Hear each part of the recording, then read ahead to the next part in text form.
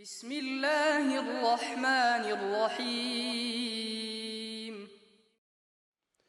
بسم الله الرحمن الرحيم الحمد لله رب العالمين والصلاة والسلام على سيدنا محمد وعلى آله وصحبه وبارك وسلم تسليما كثيرا إلى يوم الدين. أما بعد، قال سهل ابن عبد الله التستري: التوحيد طاعة، والطاعة أكل الحلال، والمتوكل إذا رأى السبب فهو مدع، ومن طعن على السكون فقد طعن على الإيمان، ومن طعن على الحركة فقد طعن في السنة. Sounds like riddles, but it looks like many of these early books on tasawwuf are more like collections. Many of them are like, even Risalatul Mustarshideen is like that. It's like a collection of advices. Some of those advices are connected and then it goes into another topic and another subject. So here he's saying Tawheed, declaring the oneness of Allah, is ultimately, what is it? Should it just remain as, oh, Allah is one, I declare that.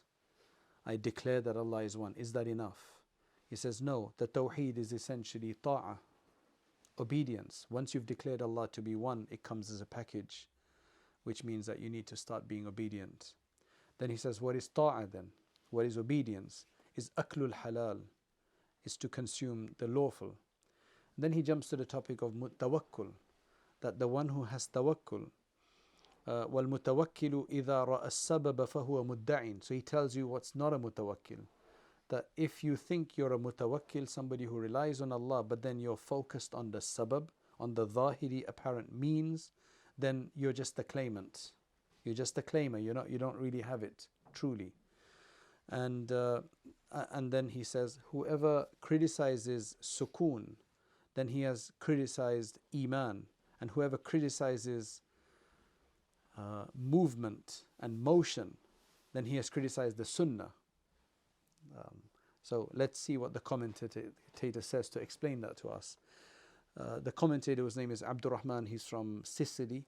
He says the meaning of Sahal ibn Abdullah when he says about Tawheed is ta'ah is لا يصلح التوحيد إلا باتباع الأمر والنهي. Your tawheed can't be valid, can't be realized fully, except by following the commands and the prohibitions, observing them. وَقَدْ أُمِرُوا بِأَكْلِ الْحَلَالِ. And part of that obedience is that you better only consume the halal. وَنُهُوا عَنْ أَخْذِ الْحَرَامِ. And we've been prohibited from taking haram. And then he says, I say, لا يصح التوحيد إلا بموجود العقل. Tawheed is not valid and sufficient just by whatever your aql will bring to the fore. So essentially Tawheed is not just an intellectual pursuit. It's not just an intellectual action that, okay, I believe in Allah. It's more than that. It starts off as intellectual because you need your aql to figure these things out and understand them, acknowledge them. But they must then have an output of action to show that you are a muwahid. You could be a claimant, but your actions show something different. So that's why he's saying it's not just with whatever presence of the aql that you have. وَلَا تَصِحُ الطَّاعَةُ إِلَّا بِأَخْذِ الْحَلَالِ. Meaning, why he said aklul halal, consuming, but I don't think he's restricting that to food. Because when you consume, that could also mean where you earn your living from and what you do to gain whatever you need from. So it's consumption in the more broader sense, that whatever you take must be halal. وَمُوَافَقَةِ السُّنَّةِ. And it better be in accordance with the sunnah. So it should not be a bid'ah. وَلَا يَتِمُّ ذَلِكَ إِلَّا بِالصِّدْقِ. And ultimately that can only be completed. So while you do it, but if you want it to be perfected and done fully, then that needs to be with truthfulness, which means sincerity in this case. That you must do this with sincerity. وَلَا يُقَدَّسُ ذَلِكَ الْحَلَالُ إِلَّا بِإِفْتِقَارٍ إِلَى اللَّهِ تَعَالَى. You can't protect that halal except by displaying and expressing and showing your need to Allah subhanahu wa ta'ala. Otherwise you could go wrong in that regard. And then he says that when the Sahal radiyallahu anhu said that al-mutawakkil idha ra'a as-sabab fahuwa mudda'in, the true mutawakkil is not the one who constantly focuses on the means.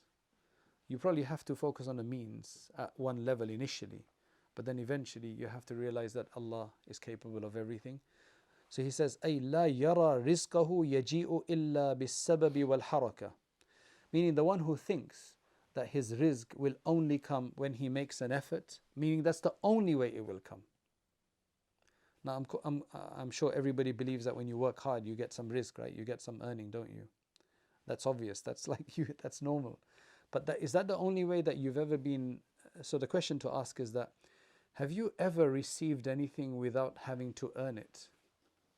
Have you ever received money or some other assets without having to earn them? No, it looks like no. Gifts, exactly. Or you just get a bonus. You didn't expect it from where you did not expect. It happens. It's happened in life, hasn't it? So that in itself is a proof that Allah doesn't need you to work to give it to you. That does not mean you don't work, because we do have to adopt the apparent means to get things in this world. They don't just come to you. But what you must realize when you're doing that is that I'm doing this, but at the end of the day, Allah is the one who makes the decision, because sometimes you could work and not get something. The guy goes bankrupt. They don't pay you. The company goes bankrupt. Recently, there's a company, a big investment company, that took 9 million, I think, of people, multiple people. And they were the middle guys who were investing in someone else. And lots of people, because it was a really good return, so lots of people had a lot of money in there. And the guy, the actual guy who was doing the business, it was all a scam. These middle guys, they were sincere, but they didn't know. So you're expecting that you're putting money in here, you're making an effort, you've done your due diligence, but there's always something wrong somewhere sometimes. So people are supposed to lose their money. But the good thing is that these middle guys, they're very decent people. They're going to get everybody their capital back at least through other investments they have. It usually doesn't happen that way. So you could lose money as well. So the fact is that at the end of the day, we do have to make an effort for it. But once you start putting on tawakkul on Allah, you'll get from where you did not expect. And that's a guarantee. You'll get from where you expect, and you get surprised by how much you get. And you're wondering whether, you might even start wondering, is this just some kind of test for me? And it probably is a test. But as long as every time you get something, or every time you recognize you've got something great, you thank Allah, that's sufficient. Because Allah wants to be recognized. Allah wants to be praised. You thank Allah for everything He gives you. Then inshallah it should be pure what you have. As long as you're not doing the wrong thing to get it. Right? But the fact that we get things without having to ask them sometimes, that shows that Allah can give. At the end of the day, that's what it is. You can think of any other sabab you want. But that's why He says, you're not a true mutawakkil if that's what you think all the time. Yes, you're going to work for it though. And that's why He said, meaning He's talking about the one who's not a true mutawakkil is the one who sees that his sustenance comes only through adopting means or some kind of motion and action and activity that he does. وَيَجُوزُ أَن تَكُونَ الْأَسْبَابُ هَا هُنَا غَيْرَ الْحَرَكَةِ. Sometimes it doesn't have to be action all the time that gets you something. Sometimes you're told to just shut up and you'll get something.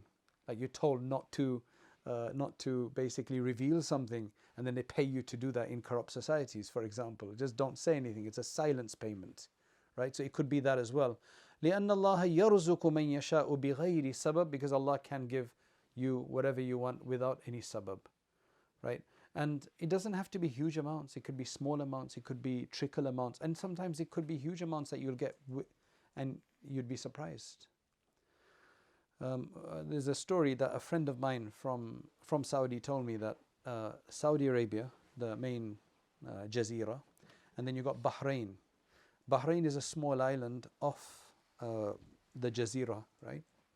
The others are all linked within the mainland, like Abu Dhabi and all of that, the Emirates. They're all linked. They're all connected with the mainland. But Bahrain is an island, right?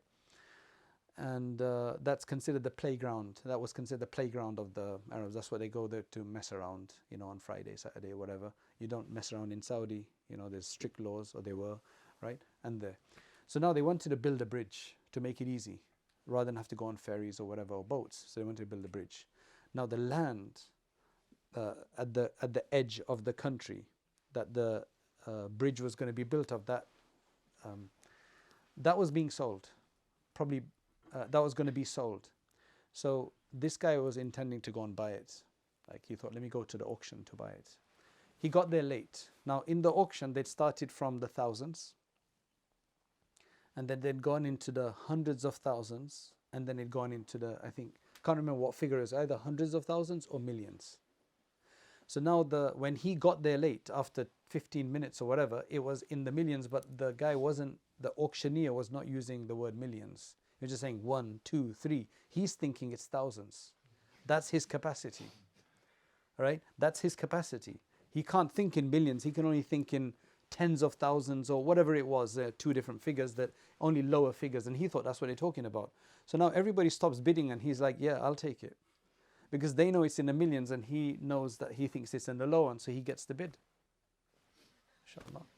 Right? He wins the bid. And as he's walking away, there's another party that comes in who are like serious bidders, and they've just come late. And they find out that it's gone. How much? This many million. Who bought it? That guy. So they go up to him and they offer him more than that. And he's like, I just bought it for this many thousand, and they're talking about millions. Within a minute, yu'izzu man yasha. Allah subhanahu wa ta'ala gave him from where he had nothing. He didn't have to pay anything. Nothing. And this happens in auctions, by the way. It happens in auctions. Sometimes what they do is strategically, they just say, stop.